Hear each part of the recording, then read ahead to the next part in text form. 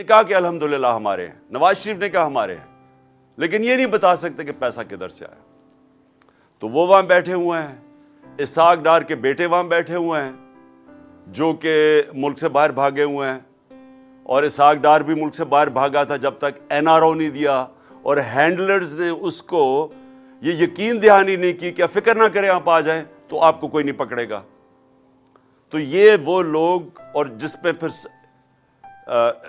شہباز شریف کا بیٹا بیٹھا ہوا ہے، سلمان شہباز، جو احتساب سے بھاگا ہوا باہر، تو وہ جو اس ملک کے چوروں کا ٹبر ہے وہ فیصلہ کر رہا ہے اس وقت اس ملک کے مستقبل کا۔ تو میں ہی آپ نے ساری قوم کو یہ بتانا چاہتا ہوں کہ یہ کسی دنیا کے مہذب معاشرے میں یہ تصور بھی نہیں کوئی کر سکتا کہ یہ ہوگا کہ ملک کے اہم فیصلے ملک کے باہر ہوں اور وہ لوگ کریں جو 30 سال سے ملک کے پاسا چوری کر کے باہر لے کے جا رہے ہیں۔ اور میں دوسری بات کہ شہباز شریف کے اوپر ایک اخبار کے اوپر اس نے ہرجانہ کیا کہ میری توہین کی گئی ہے، اور اس نے جا کے عدالت میں چلا گیا۔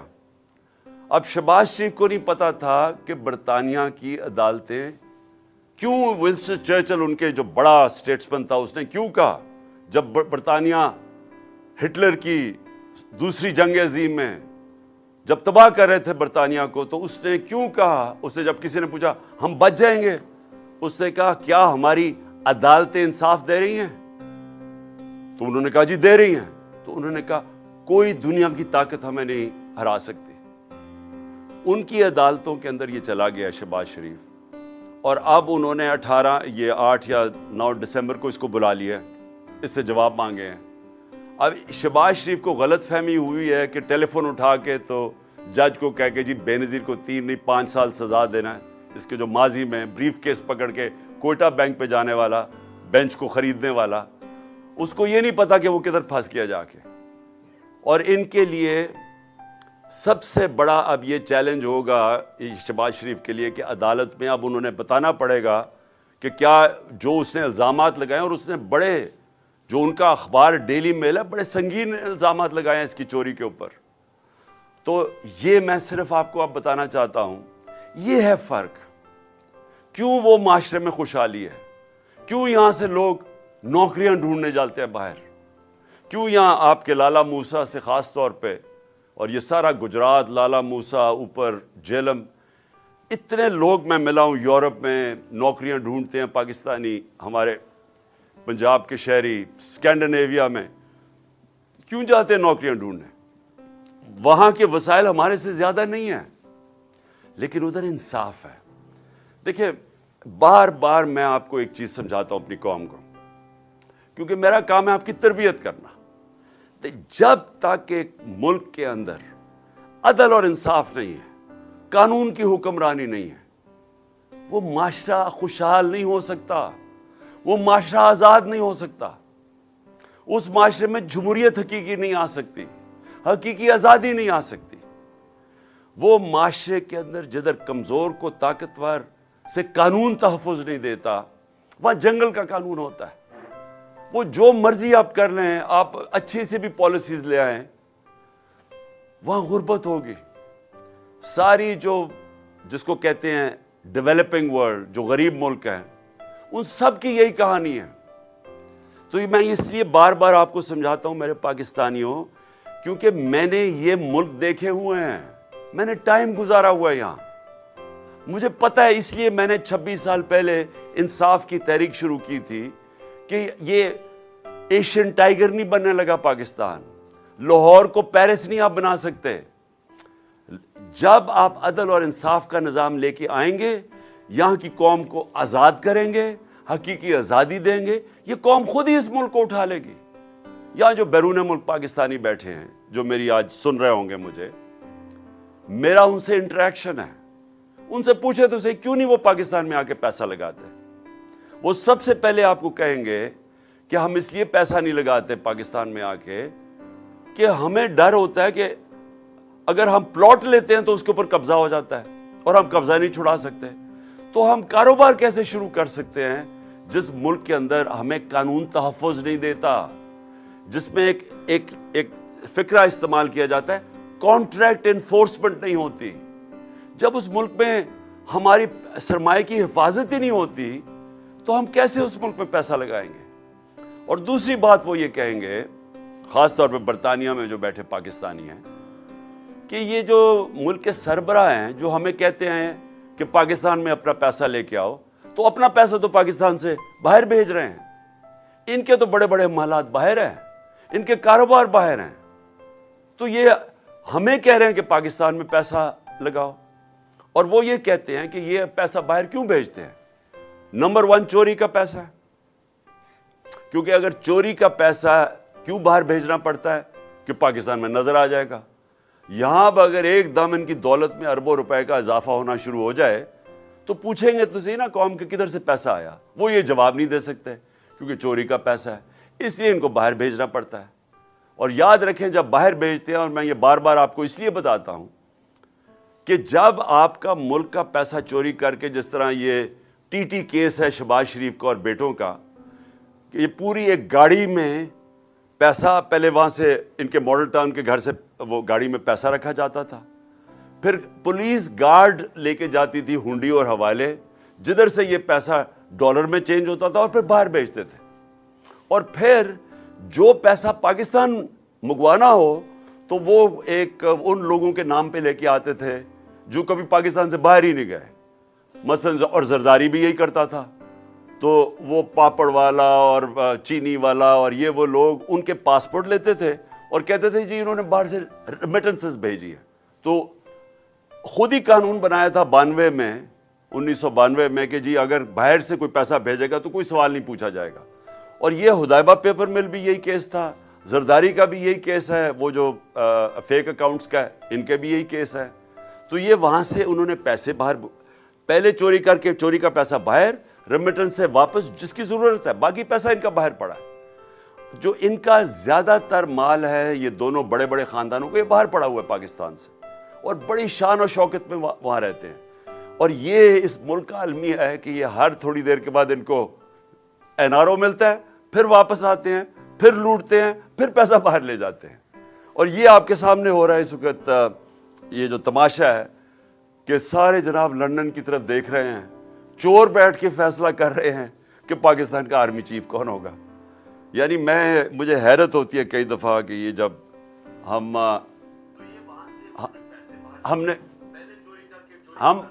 یہ سوچتے ہیں کہ یہ اللہ، یہ ہم کس دنیا میں رہ رہے ہیں کہ کسی بھی دنیا کے ملک میں یہ مجھے کوئی بتا دیں، میں برطانیہ میں پتہ نہیں کتنے 20-30 سال گزارے ہیں، کوئی سوچ سکتا ہے وہاں کی اس طرح کی چیز ہو؟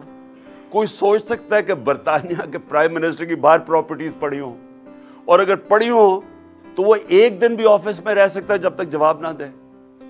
کوئی سوچ سکتا ہے کہ ملک کے باہر پرائم منسٹر آئے، باہر بھاگ جائے جب اس کا احتساب ہو، واپس آ کے پھر اوپر بیٹھ جائے، کیسز معاف ہو جائے، اور پھر جب اس کو پھر پکڑنے لگے پھر باہر بھاگ جائے اور قوم کے فیصلے باہر سے کرے؟ یہ ساری قوم ذرا سوچے اس کے اوپر کہ اس کا کوئی مہذب معاشرے کے اندر اس طرح کی مثال نہیں ہے۔ اور پھر ہم کہتے ہیں کہ جی آرمی چیف کے، میرے اوپر بھی 1-2 الزام لگائیں جی اس کا ہم نے متنازع کر دیا، اس کا آرمی چیف کا۔ میں نے تو کبھی متنازع نہیں کیا، میں تو کہتا ہوں جو میرٹ کے اوپر آرمی چیف ہے اس کو بنانا چاہیے، مجھے تو کوئی اپنا آرمی چیف نہیں چاہیے، پھر سے نہ مجھے اپنا کوئی جج چاہیے، نہ مجھے کوئی اپنا آئی جی چاہیے، نہ مجھے اپنا کوئی نیب کا ہیڈ چاہیے، مجھے تو بہترین میرٹ کے اوپر لوگ چاہیے، ان کو چاہیے، ہر آدمی ان کا اپنا ہونا چاہیے۔ اب پنڈی اسلام آباد کا شہباز شریف نے آئی جی بنایا، اس کو سزا ہونے والی تھی، سیف سٹی کیس میں اس آئی جی کو اس کو سزا ہونے والی تھی، اس نے اٹھا کے اس کو آئی جی بنا دیا۔ کیوں بنایا اس کا؟ کیونکہ وہ کرپٹ ہے، وہ اب اس کی خدمت کرے گا، وہ اس کا ہر ناجائز کام کرے گا، اس لیے اس طرح ملک تباہ ہوتے ہیں کہ اداروں کے اوپر لوگوں کو اس لیے نہیں لے کے آتے کہ وہ میرٹ پہ اور ملک کا فائدہ ہوگا اور ادارے کو مضبوط کرے گا، ان کو اس لیے لے کے آتے ہیں کہ یہ ان کے غلط کام کریں گے، اور یہی انہوں نے کروایا آج تک۔ عدلیہ کے اندر انہوں نے ڈنڈے مار کے، جب چیف جسٹس سجاد علی شاہ جیسا دیانتدار جج کو جب بھگایا وہاں سے اور پھر پیسے رشوت دے کے اس کو جب ہٹایا، تو یہ اس لیے نہیں کہ ان کو کوئی فکر تھی کہ پاکستان کی عدلیہ ٹھیک کام نہیں کر رہی، اس لیے کہ وہ ان کے نیچے نہیں تھی، ان کی غلامی نہیں کر رہی تھی، ان کے غلط کاموں کے اوپر غلاف نہیں ڈال رہی تھی، چھپا نہیں رہی تھی۔ تو جب جن لوگوں کی پوری تاریخ ہی یہ ہو، تو وہ لوگ پاکستان کے آرمی چیف کا فیصلہ کریں گے لندن میں بیٹھ کے۔ اور میں ان سے بھی پوچھنا چاہتا ہوں، جو ان کے ہینڈلرز ہیں، کیا ان کو فکر نہیں ہے پاکستان کی؟ کیا ان کو نہیں سمجھ آ رہی ہے کیا ہو رہا ہے ملک کے اندر؟ کیا ان کو تب نہیں سمجھ آ رہی تھی جب یہ ایک چوروں کو اوپر مسلط کیا جا رہا تھا کہ انہوں نے ملک کے ساتھ کرنا کیا ہے؟ جو 30 سال سے ملک کو لوٹ رہے تھے، ان کو پھر سے جب مسلط کیا انہوں نے، تو کیا ان کو یہ نہیں نظر آ رہا تھا کہ انہوں نے کرنا کیا ملک کے ساتھ؟ تو یہ جو ہو رہا ہے یہ ہونا تھا، کیونکہ انہوں نے ماضی میں بھی یہی کیا ہے۔ میں یہ سوال پوچھتا ہوں کہ کون ذمہ دار ہے اس کا کہ جو پاکستان چھوڑ کے گئے تھے ہم، جو عدم اعتماد سے پہلے مارچ کے اندر جو پاکستان تھا، مجھے وہ بتائیں۔ آج پاکستان کی بزنس کمیونٹی سے پوچھیں، پاکستانی کسانوں سے پوچھیں، پاکستان کے مزدوروں سے پوچھیں کہ وہ کس طرف پاکستان جا رہا تھا۔ 17 سال کے بعد ہماری بہترین ملک کے اندر دولت میں اضافہ ہو رہا تھا، جس کو گروتھ ریٹ کہتے ہیں۔ تیسرے سال میں 5.7% ہماری اکانومی گرو کی، اور چوتھے سال میں 6%۔ اور انشاءاللہ اگر ہمیں یہ سازش کے تحت نہ ہٹاتے، ہم نے 7% پہ جانا تھا۔ جو تیل کا تھا، جو اصل ہمیں جھٹکا پڑا تھا تیل کی قیمتیں تو نیچے آ گئی ہیں۔ تو ہم نے جو اپنے لوگوں کو مہنگے ڈیزل اور پیٹرول سے بچایا تھا سبسیڈائز کر کے، وہ ہم یہی سوچ رہے تھے کہ ہم روس سے سستا تیل لیں گے، اور دوسری چیز ہم اور چیزوں سے پیسہ نکال کے، یعنی اور اپنی ڈیولپمنٹ فنڈ سے پیسہ عوام کو سبسیڈائز کریں گے تاکہ بوجھ نہ پڑے عوام پہ، تاکہ مہنگائی نہ ہم روک کے رکھیں۔ انہوں نے آتے ساتھ ہی پہلے تو انہوں نے مہنگائی آسمانوں پہ چلی گئی، ہماری 15 سے 16 تک گئی ہے ہماری مہنگائی ہمارے دور میں، اور انہوں نے شور مچایا ہوا تھا۔ یہاں 27% ہے آج مہنگائی، 50 سال کے بعد سب سے زیادہ مہنگائی ہے آج پاکستان میں۔ اور انہوں نے ان کی وجہ سے، کیونکہ یہ اکانومی نہیں ہینڈل کر سکے، آج روپیہ ان کے دور میں تقریباً 39 روپیہ گرا ہے، 49 روپیہ ڈالر مہنگا ہوا ہے۔ ان کے دور کے اندر آج پٹرول ڈیزل کی قیمتیں کدھر ہیں؟ ہمارے دور میں کدھر تھی؟ ان کے دور میں بجلی کی قیمت آج کدھر گئی ہے؟ جو آج لوگوں سے پوچھیں کہ جو ان کو بجلی کے بل آ رہے ہیں، ابھی جو گیس کی شارٹیج آنے والی ہے اور جو گیس کی قیمتیں ہیں یہ سردیوں میں، ان کے دور میں آج دیکھنا اب کدھر آ رہی ہیں، جو انہوں نے IMF سے مان چکے ہیں۔ تو میں سوال یہ ہے کہ ہمارے دور میں بھی IMF تھا، ہمارے دور میں بھی کرونا کی وجہ سے مہنگائی تھی، عالمی مہنگائی تھی، لیکن وہ دور دیکھ لیں مارچ کا اور یہ آج دیکھ لیں، 6 مہینے میں یہ ملک کدھر پہنچا ہے۔ آج وہ موٹر سائیکل مینوفیکچرر سے پوچھ لیں کہ ان کا کیا حال ہوا ہے، آج وہ موٹر والوں کتنی کاریں بک رہی ہیں، وہ آج دیکھ لیں کیا حال ہوا ہے۔ انڈسٹری جو تاریخی، ہمارے سالوں کے بعد ہماری انڈسٹری تیزی سے اوپر جا رہی، تقریباً 26%، وہ آج 0 پہ پہنچ گئی ہے۔ اس کے علاوہ اس کی وجہ سے بے روزگاری بڑھے گی۔ فیصل آباد میں 8 لاکھ لوگ بے روزگار ہو چکے ہیں، وہی فیصل آباد جدھر مزدور نہیں مل رہا تھا مارچ کے اندر۔ تو میں سوال یہ پوچھتا ہوں کہ یہ جو ہینڈلرز لے کے آئے ہیں اور یہ جو آج تماشے ہو رہے ہیں پاکستان سے، کون ذمہ دار ہے اس کا؟ کس نے جواب دینا ہے اس کا؟ کون بتائے گا کہ یہ قوم کو کدھر سے کدھر لے گئے ہیں؟ آج پاکستان کے پاس جو دولت میں اضافہ ہو رہا تھا وہ ہو ہی نہیں رہا۔ گروتھ ریٹ کا مطلب کہ دولت میں اضافہ ہوتا ہے۔ جب گروتھ ریٹ نیچے آتا ہے، اور یہ آپ یہ سوچ رہے ہیں کہ اب یہ پہنچ جائے گا 6% جو ہمارے دور سے، اب یہ پہنچ جائے گا تقریباً 1% سے بھی کم۔ جب دولت کے اندر اضافہ کم ہوگا تو اس سے کیا ہوگا؟ اس سے یہ ہوگا کہ ہم نے قرضے تو دینے ہیں، قرضے لیے ہوئے ہیں، قرضوں کی قسطیں واپس کرنی ہیں۔ تو جب ہماری دولت میں اضافہ ہی نہیں ہو رہا تو قرضوں کی قسطیں کیسے واپس کریں گے؟ کدھر سے پیسہ آئے گا؟ آج یہ حال ہو گیا ہے کہ ہمیں قرضے لینے پڑتے ہیں قرضوں کی قسطیں واپس کرنے پہ۔ تو قرضوں میں ڈوبتا جا رہا ہے ملک, اور جو دولت بڑھ رہی تھی وہ اب بڑھ نہیں رہی. دولت کے اندر اضافہ ہوگا تو قرضے واپس کریں گے, وہ تو اب نیچے جا رہا ہے. ہماری ٹیکس کلیکشن نیچے جا رہی ہے, ہماری ایکسپورٹس نیچے جا رہی ہیں, جو بیرون ملک پاکستانی ریمیٹنسز بھیجتے تھے وہ نیچے جا رہی ہیں, تو دولت نیچے جا رہی ہے ملک کی. تو یہ کس نے, کون ذمہ دار ہے اس کا کہ ان چوروں کو ہمارے اوپر مسلط کیا؟ یہ قوم سوال پوچھے گی. تاریخ یہ چیز نوٹ کر رہی ہے کہ یہ جو ہوا ہے اس ملک کے ساتھ, کون کون لوگ ذمہ دار ہیں اس کے. اور یہ جو سمجھتے ہیں کہ لوگوں کے منہ بند کر کے, لوگوں کے صحافیوں کو جو ارشد شریف سے کیا ہے, جو اس وقت قوم شوق میں ہے کہ جو ارشد شریف سے کیا گیا ہے, قوم سوال پوچھ رہی ہے کہ کیا یہ طریقہ ملک کو چلانے کا کہ پہلے ان چوروں کو لے کے آؤ, اس کے بعد لوگوں کو کہو ہضم کرو یہ, کیونکہ ہم نے فیصلہ کر لیا اب یہ آپ کے اوپر بیٹھیں گے, اور جب قوم نہیں مانے تو ان کو مارو, صحافی نہیں مارے تو ان کو ڈنڈے مارو, ان کو تشدد کرو, ان کو باہر بھجوا دو, اور یہ جو قتل کروا دو جو ارشد شریف سے کیا ہے.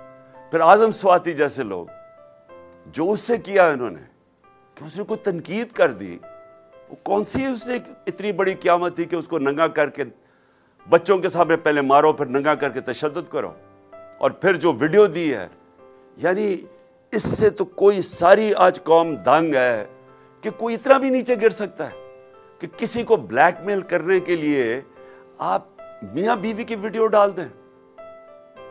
یہاں ہم گر گئے ہیں صرف اس لیے کہ آپ چاہتے ہیں ہم ان چوروں کو تسلیم کر لیں. اور اس لیے میں آج سارے پاکستانیوں کو کہنا چاہتا ہوں کہ دیکھیں, یہ ایک فیصلہ کن وقت ہے ہماری تاریخ کا.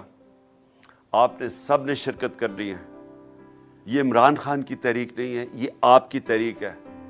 اور یہاں ہمارا نوجوان, میں خاص نوجوان ہوں, 68% پاکستان کی قوم 28 سال کی عمر سے کم ہے. سوشل میڈیا کا زمانہ ہے, آپ میں شعور آ چکا ہے. آپ یہ سمجھ جائیں کہ جو قوم حقیقی طور پہ آزاد نہیں ہوتی, جو قوم غلام ہوتی ہے, اس کی کوئی حیثیت نہیں ہوتی, وہ ساری دنیا میں ٹھوکریں کھاتی ہے. ہرے پاسپورٹ کی کوئی عزت نہیں ہوگی. دنیا آپ کو اور نظر سے دیکھے گی کہ غلام قوم کبھی اوپر نہیں, اس کی پرواز اوپر نہیں ہوتی. غلام قوم صرف انصاف سے آزاد ہوتی ہے, اور یہ حقیقی آزادی کی تحریک ہے ہی انصاف لینے کے لیے. جب تک ہمارے حقوق نہیں ملتے, انصاف ہمیں نہیں ملتا, ہماری عدلیہ ہمارے حقوق کی حفاظت نہیں کرتی طاقتور سے, جب تک طاقتور قانون میں نہیں آتا, قانون کے نیچے نہیں آتا, جب تک اس ملک کی جو پوٹینشل ہے, جو اللہ نے اس ملک میں صلاحیتیں دی ہیں, جو اثاثے دیے ہوئے ہیں اس ملک کو, جو نعمتیں بخشی ہیں, وہ صرف تب اوپر آئیں گی جب اس ملک میں انصاف ہوگا, قوم آزاد ہوگی. آزاد قوم میں ہی حقیقی جمہوریت آتی ہے, اور اس کے بعد خوشحالی آتی ہے. کسی کو باہر جانے کی ضرورت نہیں پڑے گی اس ملک سے. اللہ نے سب کچھ دیا اس ملک کو, لیکن اس کے لیے سب کو جدوجہد کرنی پڑے گی. کیونکہ میں بار بار کہتا ہوں, آزادی پلیٹ میں رکھ کے کوئی نہیں دیتا. زنجیریں گرتی نہیں ہیں, توڑنی پڑتی ہیں, آزادی چھیننی پڑتی ہے. پاکستان زندہ باد. اردو ٹی وی 22 کے ویڈیوز کو پسند کرنے کا بہت بہت شکریہ.